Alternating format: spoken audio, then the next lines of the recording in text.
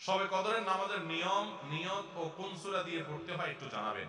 শবে কদরের নামাজের আলাদা কোনো নিয়ম নেই যে দুই রাকাত করে অমুক সূরা এতবার পড়তে হবে অমুক রাকাতে, এরকম কোনো কথা নেই। লাইলাতুল কদর বা শবে কদর হিসেবে রমজানের শেষ দশকের সবগুলো রাতে না পারলে বেজোড় রাতগুলোতে 21, 23, 25, 27, 29 এই রাতগুলোতে বিশেষভাবে ইবাদত বন্দেগী বেশি বেশি করবেন। দুই রাকাত করে যত পারে নামাজ পড়বেন, আস্তে আস্তে পড়বেন, ধীরে ধীরে পড়বেন, লম্বা লম্বা কেরাত, সিজদা খুব ভালোভাবে করার চেষ্টা করবেন। যে কোনো সূরা দিয়ে পড়তে পারেন। সূরা যদি এক রাকাতে কয়েকটা পড়েন বা একই সূরা বারবার পড়েন সেটাও করতে পারেন, কিন্তু নির্দিষ্ট কোনো সূরা পড়তে হবে নির্দিষ্ট কোনো নিয়ম নেই।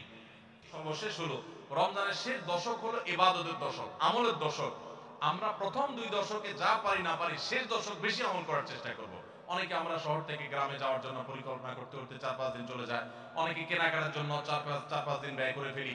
ঈদের প্রস্তুতির জন্য আমাদের শেষের দিনগুলো নষ্ট হয়ে যায়।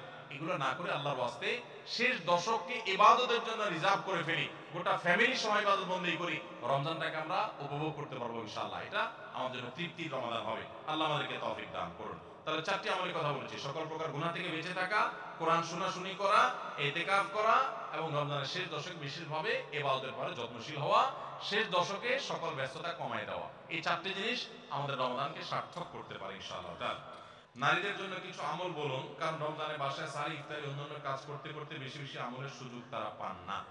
মা বোনরা ইফতারি সাহারি ব্যস্ততায় অনেকেই রমজানে ইবাদত বন্দেগীর সুযোগ পান না, তাদের জন্য আমরা বিশেষ কিছু পরামর্শ দিতে পারি। নাম্বার 1, রমজানের আগে থেকে ইফতারি যে আইটেমগুলো আগে থেকে জোগাড় করা যায় সেগুলো আগে থেকে জোগাড় করে, যেমন পেঁয়াজি আইটেম ইত্যাদি অনেক সময় পাঠায়া বেটে ফ্রিজে রেখে দেওয়া যায়। যেগুলো আগে করা যায় সেগুলো আগে করে রাখেন যাতে রমজানে ইবাদত বন্দেগী করতে পারেন। সাহারির সময় ভোর রাতে খেতে উঠে সবাই খাওয়া দাওয়া করে রেখে চলে যায়, আমাদের মা বোনরা দেখা যায় থালা বাসন নিয়ে ব্যস্ত হয়ে পড়েন।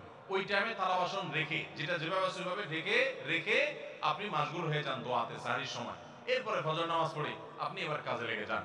ওই মূল্যবান সময়গুলো নষ্ট করবেন না। আর যখন থালা বাসন ধোবেন বা ইফতার বানাবেন তখনও মনে মনে আল্লাহর স্মরণ, আল্লাহর সাথে কথা বলা, আল্লাহর কাছে দোয়া নিবেদন করা, জিকির আজকার করা সেই চেষ্টা করতে পারেন। তাহলে ইনশাআল্লাহ আপনাদের রমাদান অর্থবহ হবে। আরেকটা জিনিস হলো, আপনারা রোজাদারদের জন্য খাবার প্রস্তুত করছেন, ইফতার রেডি করছেন, এর কারণে কিন্তু আলাদা সওয়াব পাবেন। এটা আপনাদের জন্য সওয়াব থেকে শূন্য বা খালি কিন্তু না। অতএব নিয়ত করে নেবেন যে আল্লাহ রোজাদারদের জন্য আমি খাবার তৈরি করছি, আমাকে আপনি সওয়াব দিবেন। ইনশাআল্লাহ আপনারা আল্লাহ তাআলার কাছে আজর এবং বিনিময় পাবেন।